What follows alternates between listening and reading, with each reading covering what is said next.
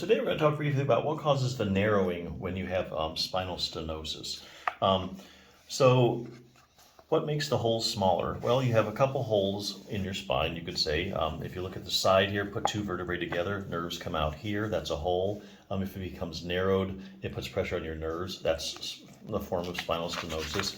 The other one is central canal stenosis, where you have this is looking down at your vertebrae, and if you reach around your back and you feel a bone sticking up, it's here.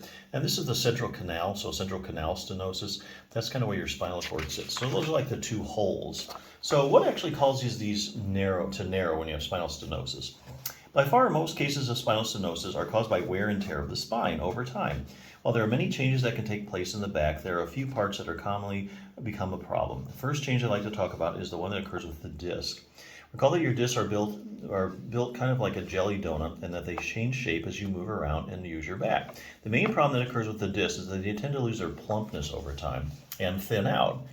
This would be all good and fine, except when the disc becomes less plump, the two vertebrae they sit between come closer together, which causes the hole on the side to become smaller. Take a look at these pictures and you'll see what I mean. So here again, the disc sits here, and that creates, plumps this up here, right? So that the hole here is fine where the nerves come out.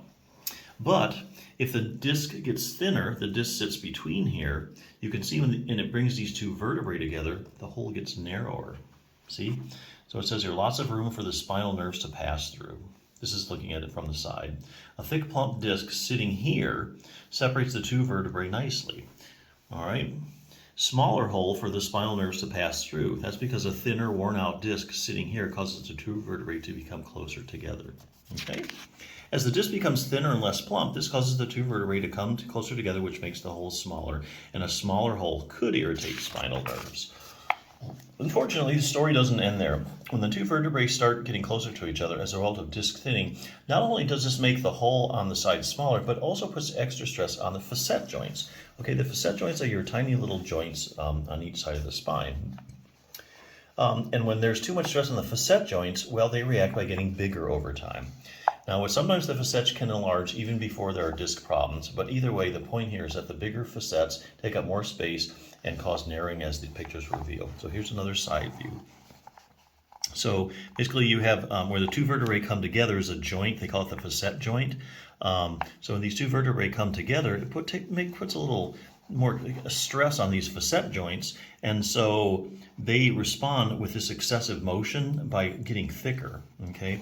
And when they get thicker, it makes that hole a little smaller, and that could put pressure on your nerves, okay? The last common structural change we'll talk about that takes place in the back with spinal stenosis has to do with its ligaments. Not to be confused with tendons, ligaments are made up of tough tissue and have the job of holding the bones together. While there are many different ligaments in your back, the one called the ligamentum flavum is the most notable when it comes to spinal stenosis. Running up and down the inside of your central canal, here's a basic picture of where it's located. So this is kind of looking down at a vertebrae. Here again, if you reach around your back and you feel a bone sticking out, that's here. So this is your back and this is your front.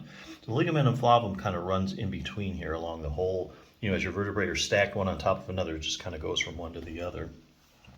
The main problem that happens with this ligament is that it becomes thicker, and of course this means that now it takes up more space in the central canal, okay? This is the central canal where your spinal cord runs through, and could put pressure on it. On the next page is a series of pictures showing how a thickened ligamentum flavum can crowd out the spinal cord, okay? So if ligamentum flavum gets thicker, here's a normal ligamentum flavum, right? It helps hold your two vertebrae together, and lots of room there. Now if it becomes thicker, look how much less room you have there. Okay, so that's kind of how these holes get kind of more crowded and what fills them up over time. The changes in the facet joints, the ligaments, that kind of thing. So, yeah, it's according to the research.